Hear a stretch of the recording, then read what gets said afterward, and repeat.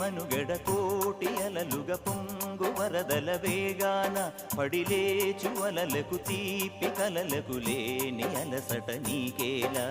నల్ల నల్ల నీళ్లలోన ఎల్లకిల్ల పడ్డట్టున్న అల్లో మల్లో ఆకాశాన చుక్కల్లు అమ్మాయంటి జాబిల్లమ్మ అబ్బాయంటి సూర్యుడమ్మ ఇంటి దీపాలవ్వాలంట దిక్కుళ్ళు ఎవరికి వారే